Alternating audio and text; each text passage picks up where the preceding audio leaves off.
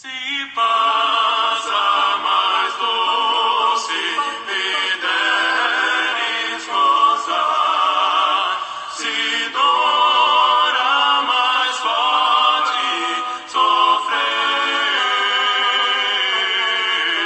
ó seja o que for, tu me fazes saber que feliz com Jesus sempre sou.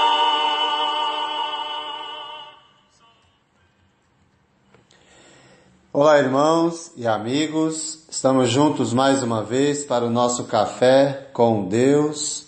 Meu nome é Edivaldo José e hoje gostaria de compartilhar mais uma meditação baseada na carta de Paulo aos Filipenses, capítulo 1, versos 29 e 30. Assim diz a palavra do Senhor. Pois a vocês foi dado o privilégio de não apenas crer em Cristo, mas também de sofrer por Ele, já que estão passando pelo mesmo combate que me viram enfrentar e agora ouvem que ainda enfrento. Sofrimento, um privilégio.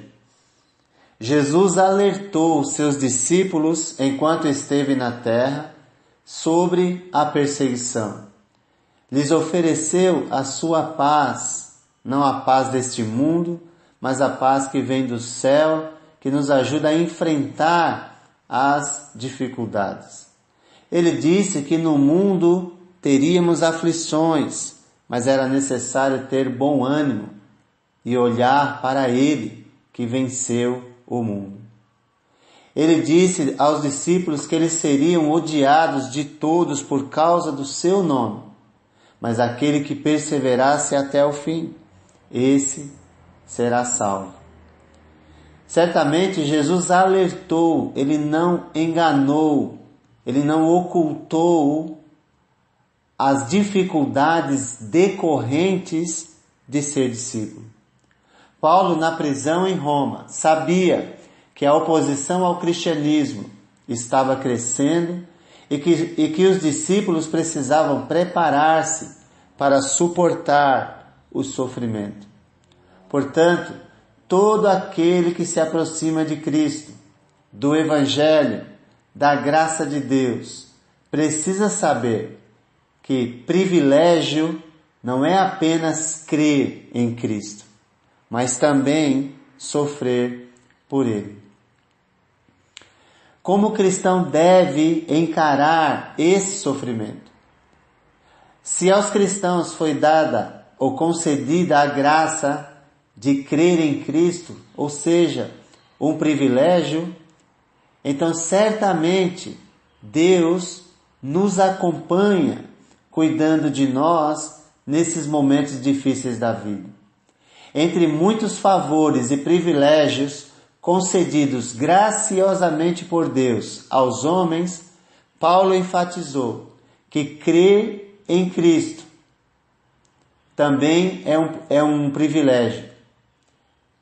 Mas tem algo que ainda nos faz parecidos com Cristo, que é o sofrimento que passamos.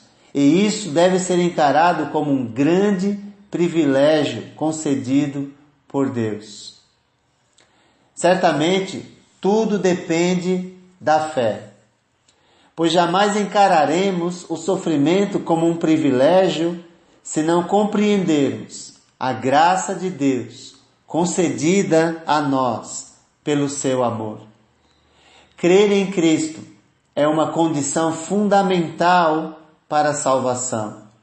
Ao mesmo tempo, é um favor concedido pelo amor de Deus, para que alcancemos a salvação, o perdão, o acesso ao Pai, o acesso ao Espírito Santo e a providência divina, a qual não tínhamos acesso. Mas agora podemos alcançar pela fé, que é uma condição fundamental para a salvação, que é uma graça dada por Deus a todos aqueles que se aproximam dele. e certamente uma fé obediente, que leva em consideração as orientações de Deus através de Jesus, sabe que o sofrimento faz parte da vida cristã. Como pode o sofrimento ser uma graça concedida por Cristo? Estranha essa graça, não é mesmo?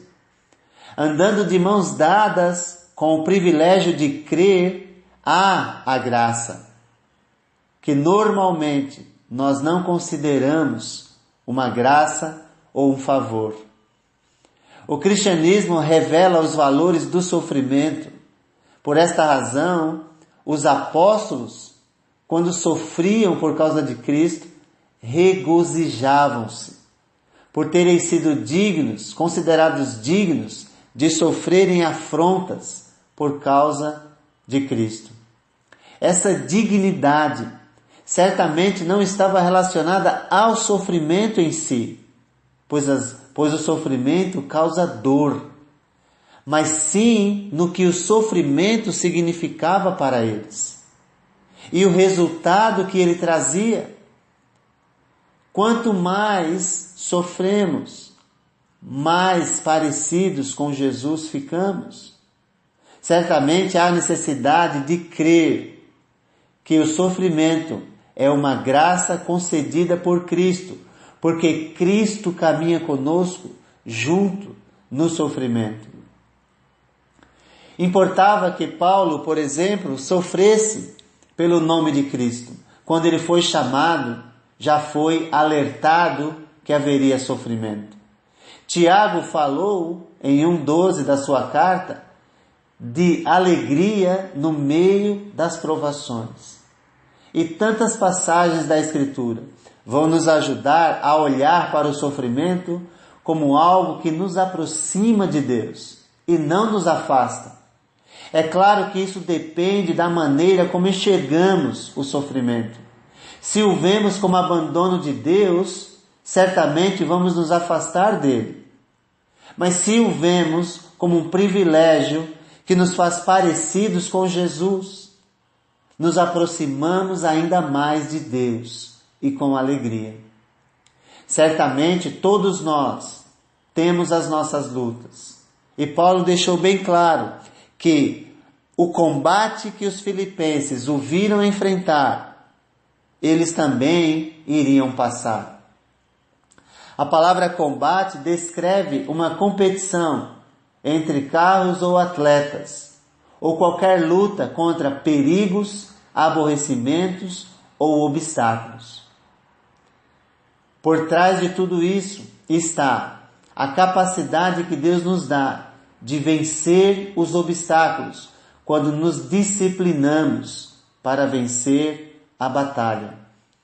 Os filipenses assistiram pessoalmente ao combate de Paulo quando se deu início à igreja em Filipos, na segunda viagem missionária de Paulo e seus companheiros. Lá em Filipos, ele foi preso, ele apanhou, e certamente os irmãos ouviram falar de suas dificuldades, e isso os incentivou à fé. Paulo advertiu-os que teriam o mesmo combate. E a mesma advertência serve para nós hoje. Quando Jesus nos chamou, ele também nos alertou que haveriam lutas, haveriam dificuldades, haveriam perseguições, perda de amizades, tudo por causa de Cristo. Agora, como enfrentar o bom combate da fé? Paulo nos estimula na sua primeira carta a Timóteo dizendo: combata o bom combate da fé. Tome posse da vida eterna, para a qual você foi chamado e fez a boa confissão na presença de muitas testemunhas. Não vá para o combate com as suas próprias forças. Tome posse daquilo que Deus lhe concedeu para lhe dar ânimo para enfrentar a batalha. Tome posse da oração, tome posse da palavra de Deus e tome posse das promessas que Ele tem feito. Tome posse da vida eterna.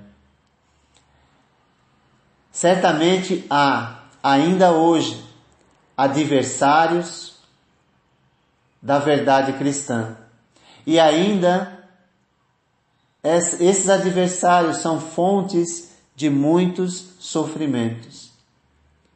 Agora, fortalecidos pela convicção de que padecer por Cristo é uma graça, um privilégio, tanto quanto o crer nele, os fiéis enfrentam o bom combate da fé, com espírito de coragem e confiança naquele que os pode salvar e que caminha junto na batalha.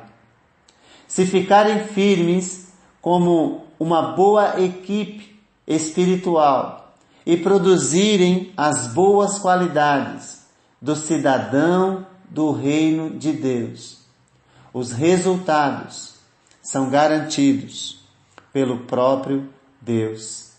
E caminharemos na batalha com a certeza de que aconteça o que acontecer, nós estaremos com o Senhor. Christopher Love foi um pregador que nasceu em 1618. Enquanto caminhava rumo à execução, escreveu um bilhete para sua esposa dizendo: hoje eles irão cortar a minha cabeça física, mas não podem cortar a minha cabeça espiritual, que é Cristo. À medida que ele caminhava em direção à morte, sua esposa o aplaudia enquanto ele cantava um hino de glória. Que Deus nos dê a capacidade de enfrentar o sofrimento por causa de Cristo, com a certeza de que em breve estaremos na glória. Que Deus te abençoe.